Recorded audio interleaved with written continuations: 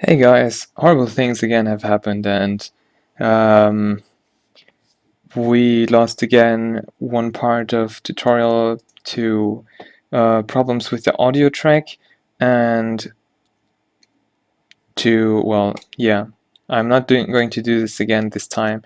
We're just going to watch it, this video um, in a time-lapse mode, and I'll talk about it. So really, there is not so much to say. We're just modeling basic objects. And let me quickly switch to full screen mode.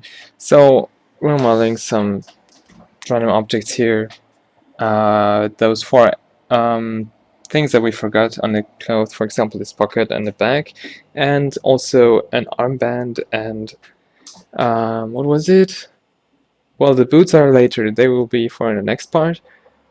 And one more thing, I forgot. Something on the belt in the front. I'm not sure what it is, a crystal or something.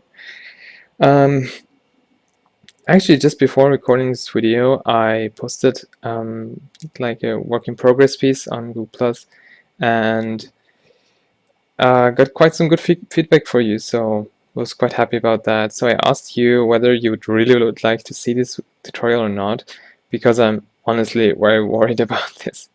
But people have supported me, maybe some of you as well, and I'm very happy about that. So I decided to continue doing it, and basically, I'm going to publish it over, a time of maybe a month or a bit more.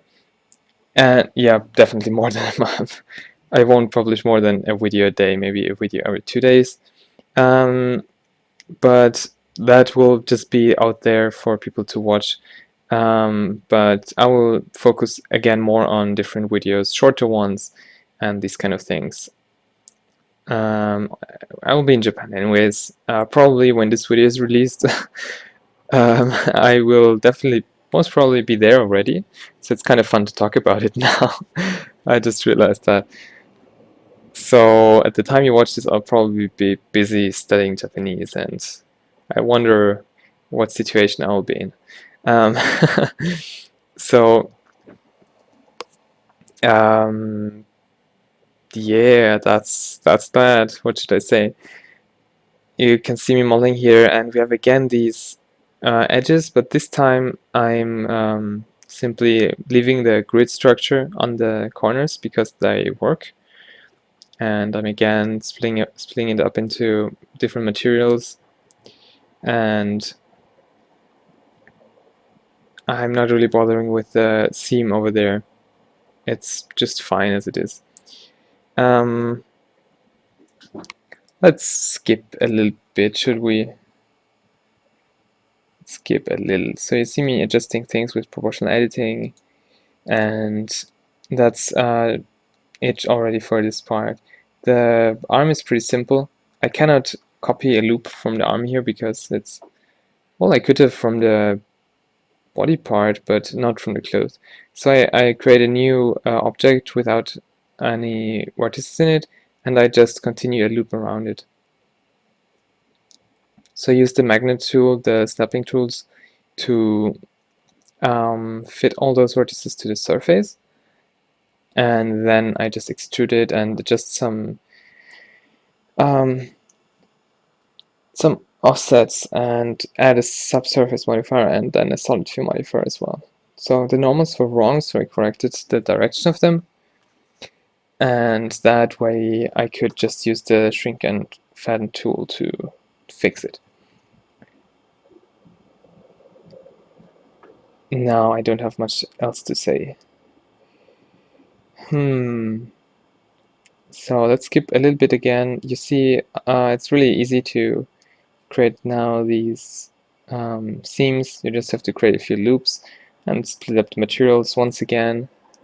Now for, I think, a bit more interesting is going to be this part on the belt, since it's a bit complex, but I figured out a way to do it. So I'm keeping it straight before moving it into place. So I'm just modeling it in front of her, so that, well, I don't have troubles with rotation. And then at this point I use subsurface modifier again to make the edges smooth, which is kind of important for almost any application, whether it is just a render or 3D print, except probably games. Then you would want to have it low poly. But you can still use it in those cases, you just have to approach it differently. You have to maybe start out with a high resolution model and then create a low resolution model with a high resolution baked on it, and since you bake it onto the other object, you will end up with similar looking edges, just not really in the mesh.